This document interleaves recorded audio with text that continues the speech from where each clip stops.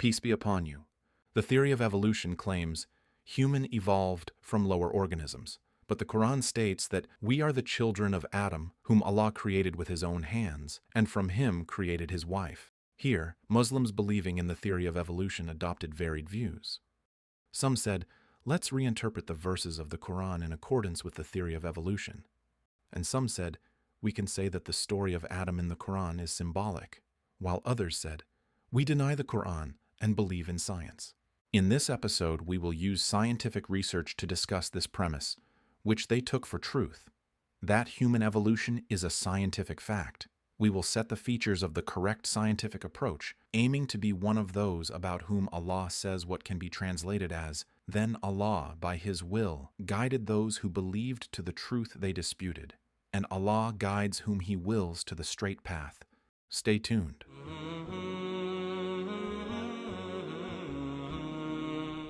Through their magazines, books, scientific websites, and educational lectures, the followers of the theory of evolution promote to the public that humans and animals have evolved from common ancestors that went through transitional stages of human-like organisms to finally form the modern human whom they call Homo sapiens, and that this modern human first appeared in Ethiopia about 195,000 years ago, like in this paper published in Nature in 2005. Then tens of thousands of years later, his descendants spread throughout the rest of the world. They also claim that these organisms, from which the human is supposed to have evolved, has transitional properties that fit the time range in which they were discovered in terms of the skull's shape and size, skeleton, and genetic material. Arabs promoting the theory of evolution put these pictures as a background in their lectures. Aha, so you say that we, humans, with our current form first appeared 195,000 years ago in Ethiopia, correct? Yes, approximately plus or minus 5,000 years. So there is a clear sequence in human ancestors that fits the timescale of the evolutionary line. Oh yes, of course, and each fossil we find supports the sequence we assumed, even before it existed, and nothing ever escapes that frame, right? Yes, of course. Well, what about the human fossil discovered in 2017 in Morocco, which dates back to 300,000 years according to the estimates of the specialists? They even titled it as Moroccan Fossil Find Rearranges Homo Sapiens Family Tree. No problem. We will stretch back and say that the first human appeared around 300,000 years ago, as on the Smithsonian website. Okay, let's go back further. What about the fossil that was discovered in 1995 in Spain? The remains of a skull and a skeleton that were estimated to be older than 780,000 years. So it is much older than the alleged 300,000 years, meaning that humans appeared before the semi-humans, which humans were supposed to have evolved from. Juan Arzuaga, who discovered the skull, even said, "It is so surprising, we must rethink human evolution to fit that face. The Grandolina face is 800,000 years old, and yet distinctively ours. It is almost that of a modern human." They were not sure how to explain it, so they decided to consider it a semi-human being, and they called it Homo antecessor, and they unleashed their imagination to make it look primitive like this statue in the Australian Museum. Yet the uncertainty about explaining it persisted, and Nature Journal later published a study reasserting that the face of what they called Homo antecessor is similar to that of modern humans. And Science Journal talked about the confusion surrounding its placement in the evolutionary sequence. Regardless of how you explain this difference of hundreds of thousands of years, what will you do with the skull discovered in Kenya in 2001? They named it the Flat-Faced Man of Kenya, and they estimated the age of the skull to be 3.5 million years. An article in Nature Journal even expressed its great shock by it, saying, "The evolutionary history of humans is complex and unresolved. It now looks set to be thrown into further confusion by the discovery of another species and genus, dated to 3.5 million years ago." Science Journal also published an article titled, "Skull Further Obscures Human Origins." It starts with, "The discovery of 3.5 million years old hominoid skull and other fossil remains in northern Kenya is shaking the human family tree at its very roots." Science also published in another article, "Experts are unanimous in the opinion that Kenyanthropus will complicate efforts to trace the convoluted course of human evolution." Unanimous. whereas the words of the Arab evolution promoters misleadingly imply that the experts are unanimous on a clear sequence of human evolution. By the way, the Darwinians ultimately did not classify this fossil as part of the human race, but they are confused since its characteristics do not fit this time range according to the alleged evolutionary line. Darwinians hardly recovered from this slap in 2001 when another slap hit them in 2002 with the discovery of skulls in Chad they named Toumai. Their age was estimated to be 6 to 7 million years, as published in Nature, and their characteristics don't fit this time range according to the alleged evolutionary line, as their proximity to human skulls qualifies them to have supposedly appeared relatively late. So, if they accept that they are 6 to 7 million years old, it won't be acceptable to assume that many species which came after Toumai are ancestors of humans and belong to the same evolutionary lineage, because these species are less similar to the contemporary human skull than Toumai, meaning that the older race can't be closer to the human than the intermediate race. This article in Nature even said, Toumai is the tip of that iceberg, one that could sink our current ideas about human evolution. The anthropologist Bernard Wood also said, when I went to medical school in 1963, the human evolution looked like a ladder. The article then comments, now human evolution looks like a bush. How they, the fossils, are related to each other, and which, if any of them, are human forebears, is still debated. Note again, this is from an article in Nature, one of the most amuse international journals and the most supportive to the myth of evolution. How they are related to each other and which, if any of them, are human forebears, is still debated. Therefore, dear viewer, when someone shows you comic sketches like these which display human evolution in a straight line, know that he did not update his information since 1963, since the days Bernard Wood went to medical school. Then, in 2005, Nature published an article saying, until a few years ago, the evolutionary history of our species was thought to be reasonably straightforward. Then it says, but lately, confusion has been sown in the human evolutionary tree. The article continued to explain the discoveries that caused this confusion. Then, in 2015, modern human-like hand bones were discovered in Tanzania, which confused them even more, because it was estimated to be more than 1.84 million years old, as published in Nature. In the same year, in 2015, a fossil was unearthed in Ethiopia with characteristics that don't fit the alleged evolutionary line, and Nature published about it. The anthropology professor Colin Groves commented on it saying, we just don't know how many species there were from the alleged human ancestors, which belong to which. He also said about this fossil that it really upsets the apple cart, like an apple cart was turned upside down. But maybe the picture got clearer in the last 3 years. On the contrary, many confusing discoveries were made. Even the BBC science editor Paul Rincon commented in the article published on the 2nd of April 2020 saying, we once thought of human evolution as a linear progression, with modern humans emerging at the end as the pinnacle of evolutionary development. But everywhere we look, it's increasingly clear the real picture was much messier. For a long time, Darwinians were certain that the first human appeared in Ethiopia, and they drew the story of his lineage spreading through other parts of the world, yet this certainty completely scattered following these discoveries that appeared in Morocco, Kenya, Chad, and Tanzania. They said, then let's say that the human origin was in Africa in general, as all these countries are in Africa. In Africa, what do you say then about these fossils in China that were published about in 2017?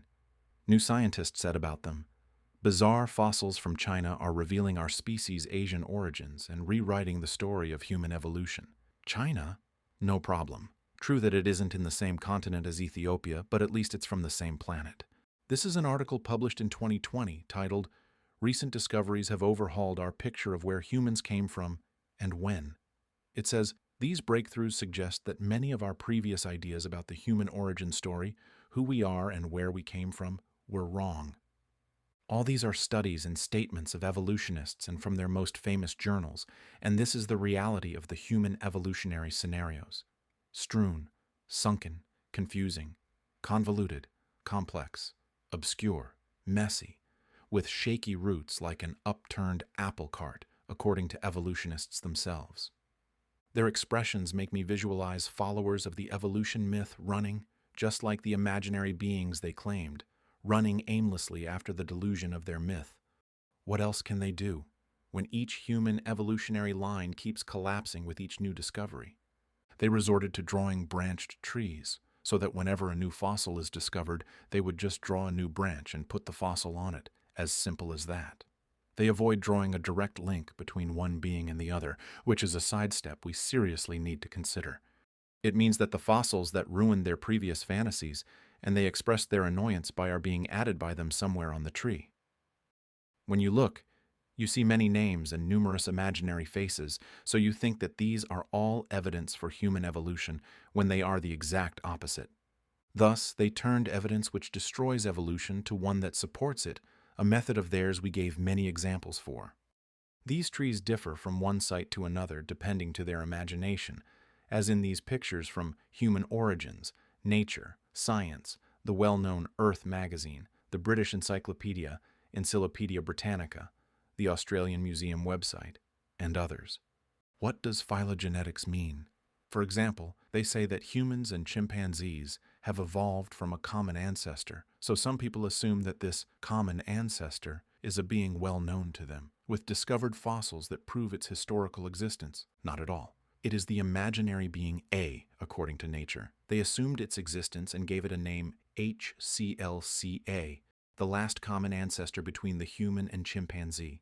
Is there any scientific evidence for it? Any information about it? Not at all. Rather, evolution necessitated inventing its existence. This is despite a paper published in Science Advances, a journal of science which opened with "Human brains are 3 times larger, are organized differently, and mature for a longer period of time than those of our closest living relatives, the chimpanzees. Together, these characteristics are important for human cognition and social behavior, but the evolutionary origins remain unclear. Thus, humans are vastly different from chimpanzees. How evolution did that is unknown, and the common ancestor between humans and chimpanzees is unknown. It's only key that it evolved. That's it. The Ardi fossil from the family Ardipithecus, or the Lucy fossil from the family Australopithecus, were previously considered human ancestor and icons of human development, yet now they avoid drawing a direct link between them and the human or claiming that they are human ancestors. Rather, they claim that it and other ancestors may have branched out of some common origin as mentioned in science, and all these numbers you see are evolutionary beings, hypothesized to have occurred. Their trees thus became bunches of isolated nests, linked only by fantasied origins, without any proof. That's why they now frequently avoid the word human ancestors, and instead use relatives. There is some relationship. How? When? What's the evidence? We don't know, but there must be some kind of relationship. Now, viewers, that we showed you how recent discoveries scrambled the alleged evolutionary line, let's now show you how the elements of these lines, or these trees, what they used to call icons of evolution, these fossils which irrefutably indicate that evolution occurred, how they have nothing to do with an evolutionary mutation, transitional beings, or humanoids whatsoever. Rather, we simply have fossils of apes and fossils of humans. The apes' fossils are of apes with various forms, but they are still apes. And the fossils they claim to be for semi-humans are of humans with variations just like those found in current humans. We also have parts of skulls and skeletons that cannot be confidently attributed to humans, apes, or others.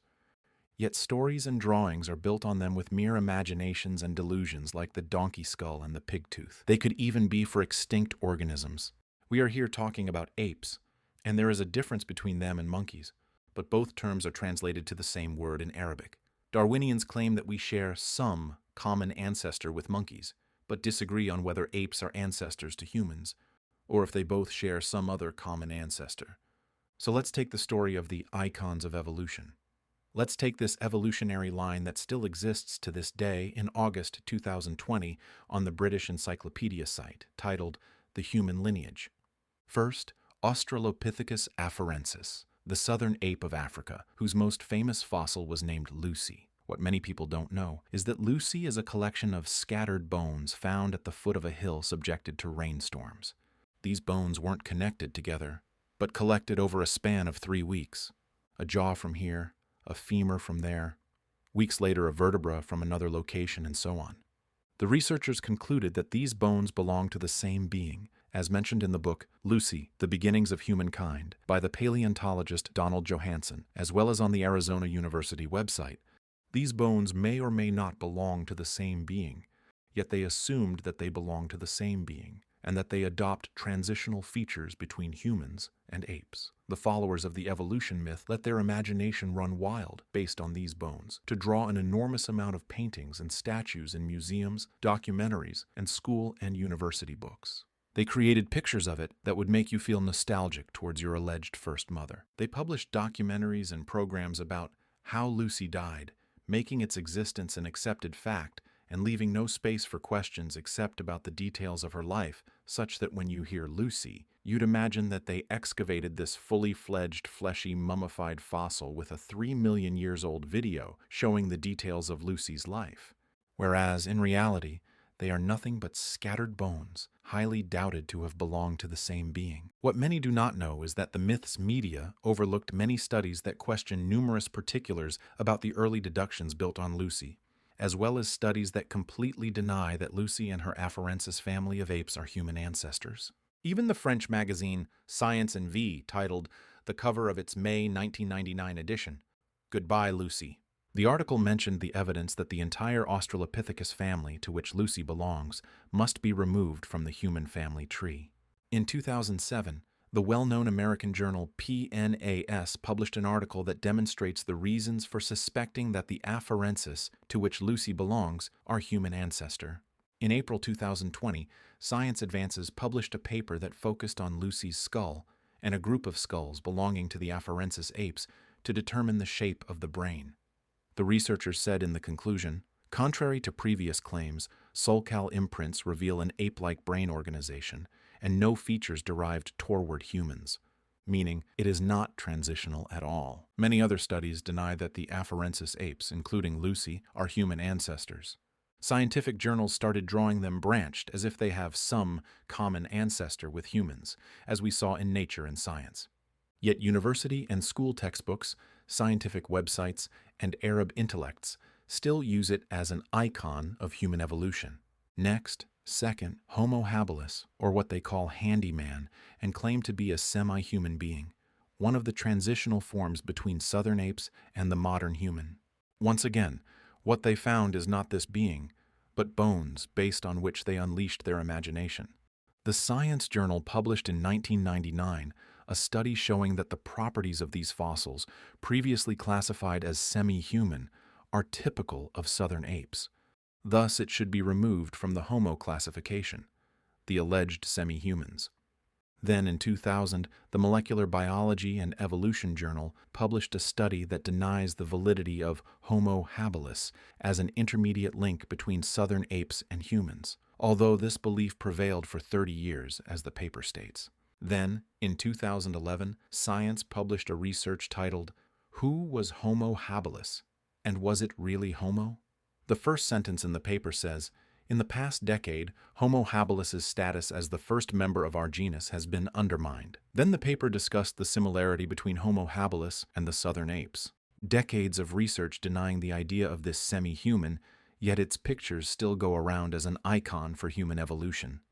Next, third, Homo erectus, also known as the upright man, and they claim that it is semi-human. They consider this alleged being pivotal and important in evolution. Many previously alleged semi-humans like Homo rudolfensis and ergaster are affiliated by some with the alleged Homo erectus, as in this study in Science. Is it really an icon of evolution and an irrefutable evidence? This is a paper published in the German-English journal Kurier Forschungsinstitut Senckenberg in 1994 titled "The Case for Sinking Homo erectus," meaning revoking its idea. The researchers, who are from America, Australia, China, and the Czech Republic, say, there is no distinct boundary between Homo erectus and the Homo sapiens in time or space. There is no speciation involved in the emergence of Homo sapiens from Homo erectus. These reasons combine to require that the lineage be regarded as a single evolutionary species. This is another study published in Nature, discussing the possibility of classifying Homo erectus as a race from our known human species, meaning it is not a transitional phase whatsoever. Someone may say, wait a moment, Did these studies settle the issue? Or were there other studies that countered them? Did the evolutionists agree to remove Homo erectus, for example, from the course of human evolution? We say, dear viewers, these Darwinians hardly agree on anything. Rather, they contradict each other and ridicule one another. They only agree on one thing: denying creation. This article on the Darwinian site Live Science talks about the Darwinians' dispute concerning the Homo erectus, saying, "The lineage and evolutionary history of Homo erectus and other Homo species is unclear and has been muddied further by recent finds." Muddied further. Mucky. A complete mess. A total disaster. The article then uses phrases like, "there's much disagreement," "confusing matters more." Scientists also don't agree. So yes, there is a controversy over everything. The studies we present to you, which undermine the evolution icons, are from the most highly ranked journals like PNAS, Science, and Nature. While Arabs promoting evolution delude you into thinking that the whole scenario is complete, the evidence is established, and the scientists unanimously agree. Next. Fourth, Neanderthals. In the episode The Pancake Theory, we presented to you this scientific paper, which conducted a comprehensive review for 151 studies about Neanderthals.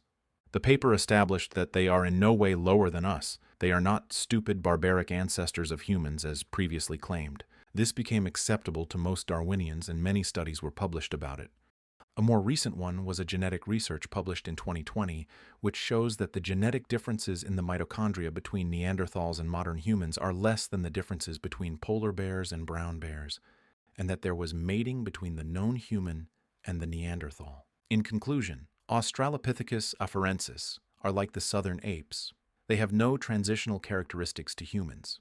What was named Homo habilis is also not a semi-human, but rather appears to belong to the southern apes, and all that was previously claimed to be semi-human other than those are in fact humans. The differences between them and the skeletons of humans that they are being compared to are similar or close to the differences between the current humans' races.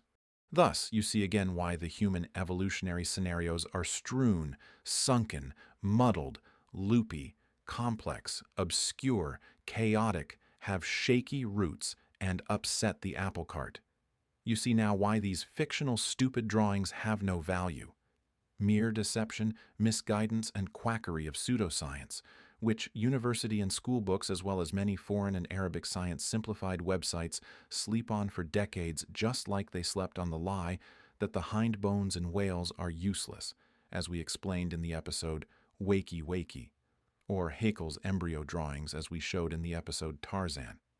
All the studies we have cited, dear viewers, were done by Darwinians, yet none of the authors would acknowledge the fall of the human evolution myth, as every time one of their icons falls, they would say, "It does not matter, there are so many other proofs for evolution," as we showed in the episode Tarzan. The alternative, which is a wisdom-based creation, is rejected in advance and unthinkable. We are putting together the complete picture which they do not acknowledge, to reveal their confusion, and that they don't even think of getting outside the box of blind Darwinian belief. They have committed themselves to finding some alternative story to creation, so the scenario has to be rewritten as they themselves state, and they have to draw useless trees and fruits, and let their imagination run wild with myths. They do anything but acknowledging the existence of a creator. Ernst Mayr from Harvard University, a leading Darwinian, says in his book, What Makes Biology Unique, 2004 edition, "The earliest fossils of Homo humans and alleged semi-humans, Homo rudolfensis and Homo erectus, are separated from Australopithecus by a large, unbridged gap. How can we explain this seeming saltation?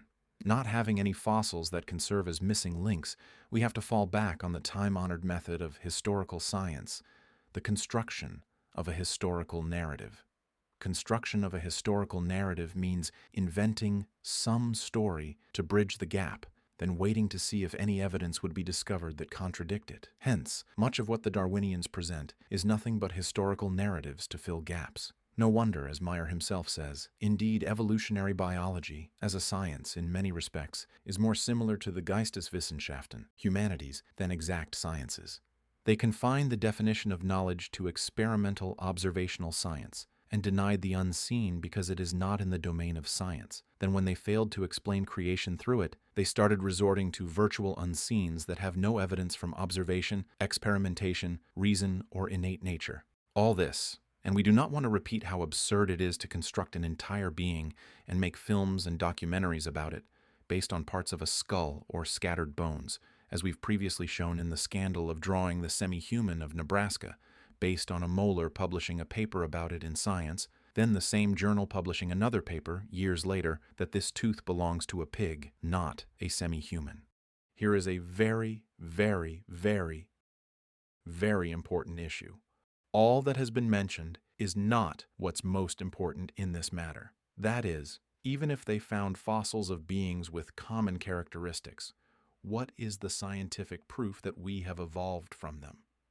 This is a very important matter, dear viewers, because we often get lost in the details. One might think, for example, that if there is evidence that Lucy had common characteristics, then this proves that we evolved from it, as if the argument over a particular fossil, if ever settled, would be in favor of or against the evolution of humans. Certainly not. We must not drown in the details and lose the overall picture. The myth followers would say, there are hidden things only the specialists know, like the gradual sequence in the genetic material. We say, this is also untrue.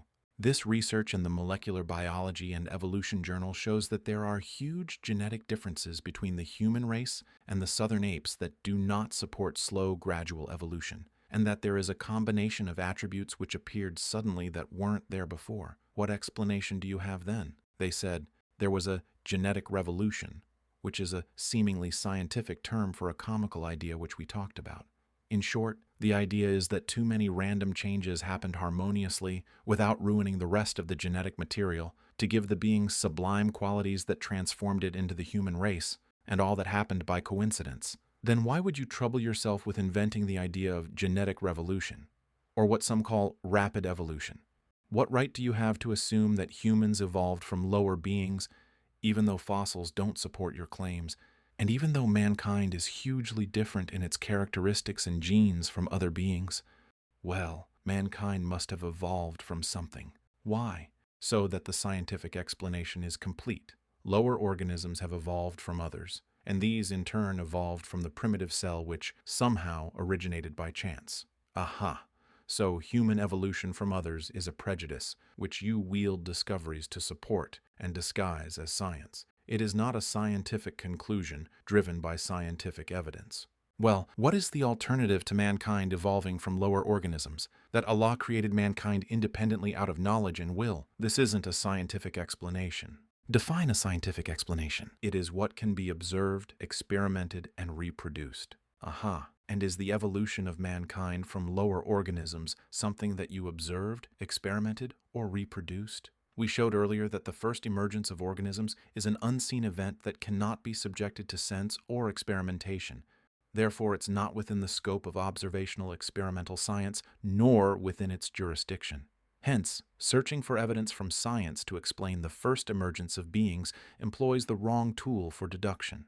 We explained in episodes 49, 51, and 52 of The Journey of Certainty why knowledge is not confined to science. The unseen that was conveyed by true testimony is ilm. But how do we know that this testimony is true? By proving the truthfulness of the Quran and Sunnah by innate, sensory, and mental evidence. Evidence for the origin of the first human is not to be requested from science, because it is not within its jurisdiction. It's something that can't be observed, experimented, or reproduced. Thus, the evidence must be from knowledge-based testimony, informing us about this time which is unseen to us. You might say, I haven't yet approved the validity of the Quran and Sunnah, and you did not prove that to me. True, but until we get to that stage of the journey of certainty, do not tell me that human evolution is knowledge supported by scientific evidence. It is rather a blind belief in fantasized interpretations embedded deeply into history, that's all. There is another very, very important thing. That the transformation of one being into another must implicitly assume that there is someone planning this transformation intentionally and willingly, because coincidental evolution with no intention or purpose does not transform a being into another, even if the earth and sky were filled with random attempts, as we explained in details in the episode Address Them as Children, where we explained what a small change in the same organism, like the elongation of the giraffe's neck would require, and linked that to the example of children striking keyboards randomly, and the simultaneous changes needed in the word files without corrupting the original paragraphs. We also showed in the episode Who Stole the Million that even if we get past that, the Earth's crust would be full of fossils of these supposed transitional forms, along with the fossils of the failed organisms that resulted from the random changes. These are two crucial episodes in demonstrating the absurdity of the idea of one being transforming into another by chance, through random changes and blind selection, as well as the silliness of celebrating a fossil as an evidence of evolution, and that terms such as transitional forms and intermediate link are all misleading terms because they are based on intent and will to transform one being to another, while evolutionists deny intent and will. All this, dear viewers, and we did not talk about the comedy of dealing with these estimates of the organism's ages by millions of years, as if they were sacred numbers with a high degree of accuracy. However, one example suffices. Around 1992, they found a fossil in Ethiopia, and after 17 years, the media exaggerated this discovery. Science Journal made it the subject of its cover with the title, Breakthrough of the Year, Ardipithecus ramidus, and it was later known as ARDI. Science published an article about it, as well as National Geographic, under the title, Oldest Skeleton of Human Ancestor Found, and they placed it on the alleged evolutionary line, 4.4 million year old. To be honest, it's 4.387 plus or minus 0.031 million years according to Nature, within a timescale that is convenient for human evolution. But soon after, in the following year, Science published an article questioning the evidence that Ardi is an ancestor of humans, and Time published an interview with a specialist who revealed that the claimants used unscientific methods to pass their claim. Nature also published a study opposing the claim that Ardi is a human ancestor. The point is, I put an effort into going back to the paper where they mentioned the estimated age of Ardi in Nature to find that the researchers estimated its age according to the sedimentary layers in which it was located. They said, most of the feldspar grains separated for these analyses are contaminated, yielding an early Miocene age approximately 23.5 million years. One sample, although also contaminated, provided a mean age of 4.387 million years. This age is viewed as the best estimate for the age of the sample, and thus provides a maximum age for the hominid remains. The remaining 9 grains from this sample represent contaminants, dated to 23.6 million years. That easy. We think that 4.4 million years is more fitting, and we exclude the 23.6 million year samples, although we admit that both samples are contaminated. The Ardi fossil could be 4.4 million years old, or it could be 23.6 million years, so about 5 times more. It could be more, and it could be less. In the comments, we will provide links to articles that show how comical the idea of considering these estimates in millions and billions of years to be accurate numbers. This is the reality of the scientific evidence for human evolution. You might say, no, it's not only fossils. There is genetic evidence. Humans' genetic material is 98.8% similar to that of a chimpanzee. We explain the invalidity of these claims with scientific detail in the episodes. The claimed 99% similarity and is genomic similarity proof. You might say, but there is evidence of the anatomical similarity between humans and other organisms. We showed how that is not indicative of a common origin in detail in the episode Your Tale That You Know Little About. You might say, but there is evidence of the faults in design in some human parts, such as the retina. We explained the invalidity of that in detail in the episode Caught You. Dear viewers, we have explained through dozens of episodes the invalidity of the evolution theory from its roots with scientific detail. We explained the invalidity of its principles and the methods used by its followers to promote it to people. Those who did not see the previous episodes need to know that what we are presenting today is only a small part of a long, detailed discussion. This is then the reality of the scientific evidence for human evolution from lower organisms. Scenarios nulled by recent discoveries that they became strewn, sunken, with shaky roots according to statements from evolutionists themselves. Icons of these scenarios are refuted, one by one without exception. Evidence that exploits photoshopped fantasies and Hollywood movies based on scattered bones, prejudiced assumption that humans evolved from other organisms without scientific proof, built on attempts to deny the idea of creation at any cost, and using the wrong deduction methods for the unseen. It ignores the consequences of chance and purposelessness, which cannot transform a being to another, ignores the great inaccuracies in the age of fossils. Darkness upon darkness. If one stretches out their hand, they can hardly see it. And whoever Allah does not bless with light will have no light. A blind Darwinian creed. Let's see now, dear viewers, how some Arab speakers deal with this topic. Allow me first to emphasize one thing. I'd like to believe that the first three people whom I will quote here didn't intentionally contradict the truth in this matter, but they didn't exert enough effort to reach the truth and therefore missed it.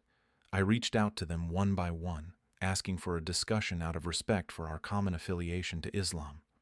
Some of them responded politely and kindly refused to discuss at the moment, while others chose not to respond at all, but to resort to defamation and slander. Let them all excuse me that I had to discuss this publicly, as the mistakes they publicly made about this topic were huge and have detrimental effects. Nevertheless, I ask Allah to guide us all to what He pleases. I ask my dear viewers to try to influence the mentioned people by advice and reminders, not by attacking or insulting them. Dr. Nidhal Guessoum, in an episode from his program Contemplate With Me, titled The Theory of Evolution and Its Scientific Evidence, says, They say, where are these missing links between them? Where are these races, skeletons that you say exist between the human and the ancient monkey? Show me evidence that the human was something before becoming a human, and that he really descended from apes, or great apes, as they sometimes call them. We have a vast number of these types of fossils, believe it or not. We find that these skulls range in age between about 2 million years to the most recent, probably a third of a million years, 300,000 years. In fact, when we come to each one of these 6 and look at the size and age, we find that they are really sequencing from the oldest to the newest as they draw closer to humans. Excuse me, doctor. These evolutionists' claims are very old, from 1963 as we showed. I really don't know where you get your information from, especially since you don't put references for each piece of information. What do we do, Dr. Nidhal, with Allah's verses in the Quran, which talk about the creation of Adam by Allah's own hands? The doctor answers, I judge any theory, whether it is evolution, the Big Bang, Einstein's gravity, quantum mechanics, the atomic theory, or the nuclear theory, I judge them by their scientific evidence. I do not judge it by religious books, otherwise it would be open to all possibilities. Another book will come along, someone judges by a Hindu book, another by the Torah, and another one judges the theory by the Quran. This would never end. It is not acceptable to place the Quran in the same basket as books of false and distorted religions such as the Hindu books, the Torah, and the Talmud. Isn't that right, doctor? He also says, It's one of two solutions. Either we tell him, it is true that your book says so, but your book is wrong, or we tell him you don't interpret it this way. What people decided, be it Muslims or even Christians or Jews, is that we shouldn't understand verses in this way. We should reinterpret them. Are the Jews and Christians an example for Muslims? And does the Quran, like their books, contain fallacies and clash with the mind and science, for you to ask us to do what they do, Dr. Nidhal? This theory, these facts about evolution are established on Earth. It has nothing to do with whether you accept it or not. It's your choice. As I told you earlier, religious books, the Quran and others, talk about mankind, its origin, and its creation. So it's natural for people to ask, how do I understand these verses in light of what you say, O scholars? Is it possible to understand these verses in a way that makes them consistent with what science says? I say, yes. By reinterpreting the text? We reinterpret the parts that, if understood literally, would appear to contradict science. What does reinterpret the Quran mean? It means that the doctor considers the belief in the creation of mankind, as is evident from the Quran and Sunnah, and as was understood by the Ummah over the centuries, to be a superficial understanding. If we look at Quran verses superficially and literally, we see that this human was created completely independently from the rest of creation. Just like Hollywood's evolution films, Dr. Nidhal talks about a primitive human saying, This is the history of mankind. At first, he was a primitive being who didn't understand anything. He thought that everything around him was so frightening, and that there were many gods fighting in the sky and such. Then he began to develop slowly by himself and started to think, I have a meaning, my existence has a meaning, my life has regulations. These other people, who are they? What do they say about me? These are the key differences with those who promote the idea of human evolution from lower organisms. No methodology to distinguish authentic knowledge from myths. No methodology in dealing with the Quran, and the audacity to delve into it without knowledge. And no methodology to reconcile revelation and natural sciences. The result for them, human evolution is a fact, and the only way to preserve the Quran is to reinterpret it in accordance with the fact of evolution, as did people of other religions. Perhaps the doctor should watch this episode and the previous ones to realize that the science, which he wants to reinterpret the Quran for, is nothing but Hollywood fantasies and scenarios with layers of darkness, as we have seen. An example of these reinterpretation was mentioned by one of the biology doctors who, in an 8-minute video, repeated the phrase, "Evolution is a fact," 8 times, then said, So, who was Adam? Nobody knows the answer to that. And certainly I will not take it, I do not have the answer to that. But what I propose is that, and this is my personal opinion, that Adam, that is mentioned in the Quran, is a metaphor, an example of humanity in general. So the doctor thinks that Adam, peace be upon him, is only a metaphor, an example of humanity in general, not a real, independent, and specific being. She was asked again, and she confirmed, saying, Probably, that's why I say it's a metaphor, that Adam is a representative of a group of human beings that evolved. And when we say evolved from their previous ancestors, we're talking about cognition development, abstract thinking, the development of the conscious. So yes, very much so. It could be this group of people evolved for this higher mental capabilities and higher cognition, if you want to call it spirit. So, according to the doctor, Adam may be a metaphor for a group of humans that have evolved mental capabilities, cognition, and so forth. We may ask the doctor, if Adam was a metaphor and not a real specific being, how would we understand the words of Allah Almighty, which can be translated as, "O children of Adam, do not let Satan deceive you as he tempted your parents out of paradise," and, "O Adam, this is surely an enemy to you and to your wife," and many other verses and many other authentic hadiths which talk about Adam, peace be upon him. Needless to say, those who dare to reinterpret the Quran this way are more daring on the Sunnah. What would keep the authors of esoteric Quran interpretations from interpreting the Quran as they wish, such that whoever can invent whatever meaning he desires, then claim that it is the intended meaning of the verses, rather than the clear, apparent meanings, like what happened with the esoteric movements in Islamic history? If Adam, whose story is detailed in the Quran, is just a symbol or a metaphor, then why can't heaven just be a metaphor, and hellfire be a metaphor, and the afterlife be a metaphor? Why can't even Allah Almighty be a mere metaphor? Remember, viewers, why the Quran is being reinterpreting like this, for mere myths, darkness upon darkness. The novelist, Dr. Ahmed Khairy Al-Omari, also promotes the idea of understanding verses based on the theory of evolution. He issued his book, For the Peace of My Mind, in which he repeated the same inferences of the popular sites on the validity of evolution, dismissing, of course, all detailed scientific responses on each of his arguments made by us and many others. He then topped off these evidences by saying, needless to say, no scientific theory can be presented as an alternative to the theory of evolution without serious scientific analysis, especially that the fossil record used by the evolution theory contains millions, if not billions, of fossils. A sentence phrased in a way that insinuates that there are millions or billions of fossils proving the myth, the fossil record used by the evolution theory. Aside from the extreme exaggerations in numbers, this record is full of fossils of human and animal skeletons similar to the well-known beings present currently among us. No one, not even the biggest propagators of the myth, claimed that they are an evidence for evolution. Rather, the discussion is around limited fossils, which we showed you today and in past episodes, with scientific detail and from their papers, what negates its indication to evolution. On the other hand, Dr. Al-Omari, who issued a series about immunity against atheism titled Anti-Atheism, has a problem in the definition of belief itself. He says, In fact, believing in anything calls for this jump, the leap, to believe in something without all the conclusive evidence.